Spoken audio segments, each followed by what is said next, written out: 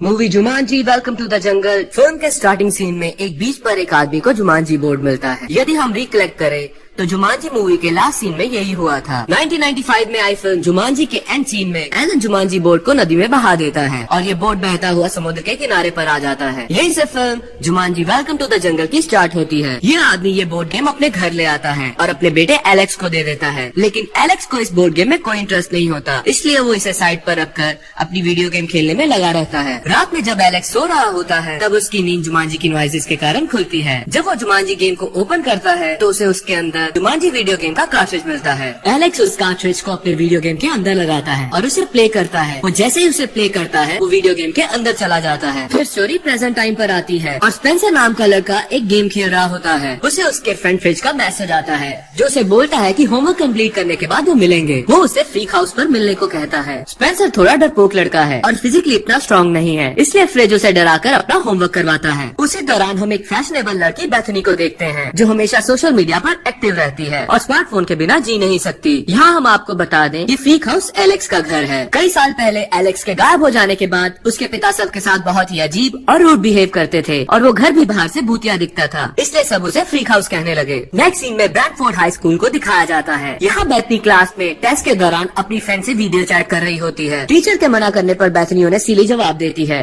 और उसे पनिशमेंट मिलती है। इसके बाद मार्था को दिखाया जाता है जो जिम टीचर के साथ भी सिली बिहेव करती है और उसे भी पनिशमेंट मिलती है। स्पेंसर ने फ्रिज का होमवर्क किया है, ये बात टीचर को पता चल जाती है और इसी कारण उन दोनों को भी पनिशमेंट मिलती है। इन चारों को स्टोर रूम में ओल्ड मैगजीन्स के स्टेपल रिमूव करने की पनिशमेंट मिलती है। ये सब यहाँ बोर हो रहे होते हैं, लेकिन वहाँ उन्हें तभी एक वीडियो गेम मिलती है जो जुमांजी है, जिसे एलेक्स के पिता ने शायद स्कूल को डोनेट कर दिया था। जैसे ही ये लोग वीडियो गेम में अपना अपना प्लेयर सिलेक्ट करते हैं, ये एक एक करके रियल वर्ल्ड से उस वीडियो गेम की दुनिया में पहुँच जाते हैं। गेम की दुनिया में पहुँचने के बाद इनको पता चलता है कि इन्होंने जो जो प्लेयर सिलेक्ट किया है ये वही करेक्टर बन गए हैं। स्पेंसर डॉक्टर स्मोल्डर ब्रेवस्टोन बन जाता है, फ्रेंच मूस सिनबार और मार्था रूबी राउंड हाउस बन जाती है और बेथनी चेंज होकर शैली ऑब्रॉन बन जाती है। और इसके साथ ही इन प्लेयर्स की सारी खूबियां और कमियां भी इनके अंदर आ जाती हैं। साथ ही इनके हाथों पर 3 लाइंस वाला टैटू होता है जो इनकी 3 लाइफ लाइंस होती हैं। क्योंकि बेथनी बदलकर एक मोटा आदमी बन गई है, वो अपने आप को नदी में देखने जाती है और नदी किनारे एक हिप्पो बेथनी यानी शैली ऑब्रॉन को निगल जाता है। लेकिन क्योंकि ये एक वीडियो गेम है इसलिए प्रोफेसर शैली के पास और 2 लाइफ्स होती हैं, इसलिए वो आसमान से वापस आ जाता है। तभी वहाँ हिप्पो आ जाता है और जब ये सब लोग अपनी जान हिप्पो से बचाकर भाग रहे होते हैं तभी वहाँ एक गाड़ी आ जाती है। उस गाड़ी में वीडियो गेम का कैरेक्टर होता है जो इन्हें वीडियो गेम के बारे में बताता है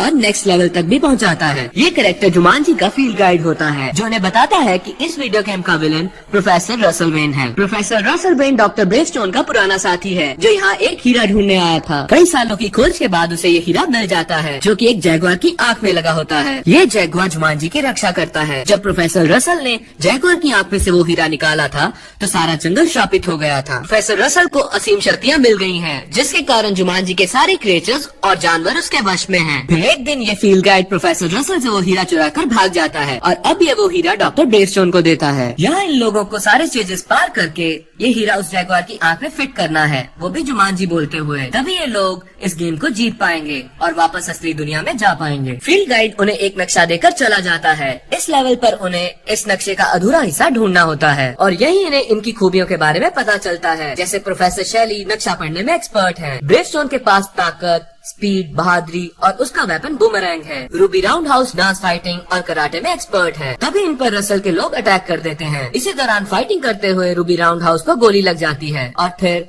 इन लोगों के सामने वो नष्ट हो जाती है और फिर आसमान से वापस आ जाती है। आगे हम देखते हैं कि प्रोफेसर रसल के आदमी उसके पास आते हैं और डॉक्टर ब्रेवस्टोन के बारे में उसे बताते हैं। रसल अपने गिद्ध को उनका पता लगाने के लिए भेजता है। दूसरी तरफ जब ये लोग आगे एक विलेज की तरफ जा रहे होते हैं तभी ब्रेवस्टोन और मूस का झगड़ा हो जाता है और ब्रेवस्टोन पहाड़ से नीचे गिर जाता है और उसकी भी एक लाइफ खत्म हो जाती है। जब ये लोग गाँव के मार्केट में पहुँचते हैं वहाँ मूस सिनबाद गलती से केक खा लेता है जो उसका वीकनेस होता है। फिर मूस बाद भी ब्लास्ट होकर खत्म हो जाता है, जिससे मूस की भी एक लाइफ खत्म हो जाती है। तभी वहाँ एक बच्चा आता है जो इन्हें वहाँ से ले जाता है, लेकिन उसी दौरान रसल का भेजा हुआ वल्चर इन्हें वहाँ देख लेता है। ये बच्चा इन्हें एक बॉक्स के पास ले जाता है जिसमें ब्लैक मांबा होता है। ये सब एक साथ मिलकर ब्लैक मांबा को हराते हैं और फिर उन्हें इस बॉक्स के अंदर एक पेपर नोट मिलता है जिसके अंदर उन्हें पत्थर का बना हुआ एक हाथी मिलता है। ये वहाँ से आगे बढ़ते हैं तो इन्हें वहाँ रसल के लोग मिलते हैं। ब्रेवस्टोन का उन लोगों से फाइट होता है और फिर अंत में वहाँ रसल आता है और ये लोग घिर जाते हैं। तभी वहाँ एक आदमी आता है जो इन लोगों को वहाँ से निकालकर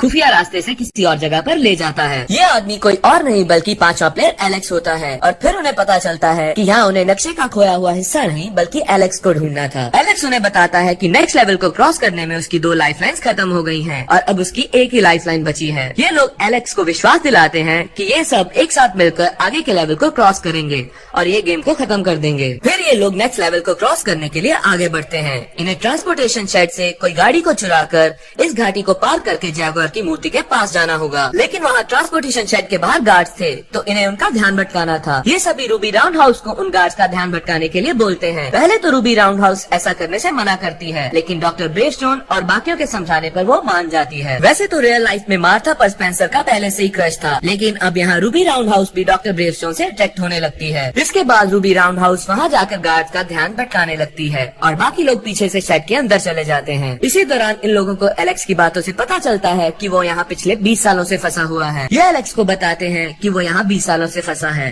और रियल वर्ल्ड में सबको पता है कि एलेक्स रिक कई सालों से लापता है। ये लोग वहाँ से जाने के लिए हेलीकॉप्टर को सिलेक्ट करते हैं। वहीं दूसरी तरफ रूबी राउंड हाउस अपने डांसिंग फाइट से उन गार्ड्स को धो डालती है। तभी वहाँ रसल के लोग आते दिखते हैं। ये सभी हेलीकॉप्टर के जरिए वहाँ से निकलते हैं और रसल के लोग इन पर फायर करते हैं। तभी फाइट कंट्रोल रॉड में गोली लगती है और इनका हेलीकॉप्टर नीचे गिरने लगता है। किसी तरह एलेक्स हेलीकॉप्टर को संभालता है और फिर वहाँ नरभक्षी गैंडे आ जाते हैं और इनका पीछा करने लगते हैं, लेकिन हेलीकॉप्टर ऊपर की ओर नहीं जा पा रहा होता। फिर डॉक्टर ब्रेवस्टोन अपनी जान पर खेलकर हेलीकॉप्टर के रॉड को फिक्स करता है और ये लोग वहाँ से निकल जाते हैं। तभी मूस इन्हें बताता है कि वो हीरा नीचे गिर गया है। ये लोग वापस जाते हैं तो देखते हैं कि वो सारे गैंडे उसके चारों ओर घूम रहे होते हैं। ब्रेवस्टोन मूस को हेलीकॉप्टर से नीचे फेंकता है और सभी गैंडे मूस की ओर भागते हैं। तभी ब्रेवस्टोन वो हीरा वहाँ से उठा लेता है, लेकिन मूस को वो गैंडे मार देते हैं जिससे उसकी एक और लाइफलाइन खत्म हो जाती है। फाइनली ये लोग घाटी क्रॉस कर लेते हैं और फिर एलेक्स को एक मच्छर काट लेता है। क्योंकि ये उसका एक वीकनेस होता है इसलिए एलेक्स मरने लगता है और फिर शेली ओबरॉन अपनी लाइफ देकर एलेक्स की जान बचा लेती है। नेक्स्ट सीन में हम देखते हैं कि डॉक्टर ब्रेवस्टोन यानी स्पेंसर रूबी राउंड हाउस यानी मार्था को प्रपोज करता है और उसे बताता है कि वो उसे 7th स्टैंडर्ड से ही लाइक करता है। मार्था उसे बताती है कि वो भी उसे लाइक करती है। ये लोग वहाँ से आगे बढ़ते हैं और गेम के फाइनल लेवल पर पहुँच जाते हैं। इन्हें जैगुआर की मूर्ति दिखती है और वहाँ तक पहुँचने का रास्ता भी, जिसकी रक्षा जैगुआर कर रहे होते हैं। लेकिन फिर डॉक्टर ब्रेवस्टोन दूसरे रास्ते से यानी पेड़ों के ऊपर से अकेले जाने का निर्णय लेता है। ब्रेवस्टोन पेड़ के ऊपर से नीचे गिरता है, फिर उसे जैगुआर मार देते हैं। अब ब्रेवस्टोन के पास भी सिर्फ एक ही लाइफलाइन बचती है और उसे समझ में आ जाता है कि ये लेवल उन सबको मिलकर पार करना होगा। इसी दौरान वहाँ रसल के लोग भी आते दिखते हैं। ये लोग रणनीति बनाकर अलग अलग बन जाते हैं। डॉक्टर शेली और मूस 2 अलग अलग रास्ते से जैगुआर की मूर्ति की ओर बढ़ते हैं। वहीं रूबी राउंड हाउस रसल के लोगों से फाइट करती है। ब्रेवस्टोन सीधे रास्ते से जाता है और एलेक्स का काम जैगुआर का ध्यान भटकाना होता है। दूसरी तरफ रसल डॉक्टर शेली को पकड़ लेता है और मूस अपने स्किल का यूज करके एक हाथी पर बैठकर मूर्ति के पास आ जाता है। लेकिन तभी डॉक्टर ब्रेवस्टोन रसल के एक आदमी से रूबी राउंड हाउस को बचाता है और उसी आदमी की बाइक लेकर जैगुआर को छुड़ाते हुए तेजी से मूर्ति की ओर चला जाता है। जब ये लोग मूर्ति के पास पहुंचते हैं तो वहाँ रसल डॉक्टर शेली के साथ होता है और वो इन लोगों को धमकी देता है कि यदि इन लोगों ने उसे हीरा नहीं दिया तो वो डॉक्टर शेली को गोली मार देगा। तभी वहाँ हाथी पर बैठा मूस पहुँचता है और फिर जैगुआर हाथी पर अटैक कर देते हैं। तभी मूस के हाथ से वो हीरा ऊपर पहाड़ की तरफ छटक जाता है। तभी डॉक्टर ब्रेवस्टोन और रूबी राउंड हाउस को स्नेक बॉक्स से मिले मैसेज की लाइन्स याद आती हैं। जैसे ही हाथी दिखे पहाड़ पर चढ़ो। डॉक्टर ब्रेवस्टोन मूर्ति तक जाने के लिए पहाड़ पर चढ़ने लगता है और रूबी राउंड हाउस उस हीरे को उठाने जाती है।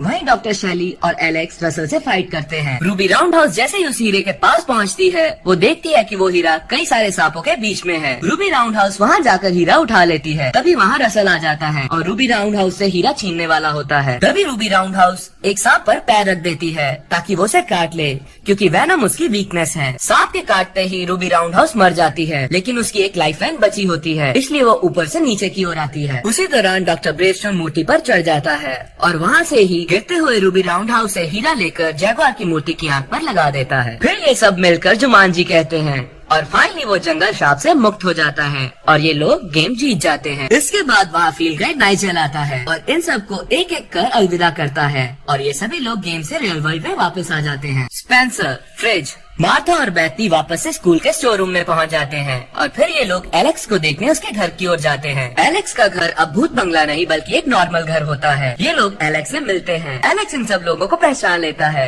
और उन्हें बताता है कि वो वापस 1996 में पहुंच गया था और सब चीजें वापस से नॉर्मल हो गई थी। उसकी फैमिली एक नॉर्मल हैप्पी फैमिली है और वो 2 बच्चों का फादर भी है। इस एक्सपीरियंस ने इन्हें कई सारी बातें सिखाई और इनकी लाइफ को हमेशा के लिए चेंज कर दिया। इसके साथ साथ इनकी बॉन्डिंग को भी बहुत ज्यादा स्ट्रॉन्ग बना दिया। इसके बाद जब ये लोग स्कूल में होते हैं तो इन्हें जुमांजी गेम की आवाज आती है। फिर ये लोग उस गेम को तोड़ देते हैं और मूवी यहीं एंड हो जाती है।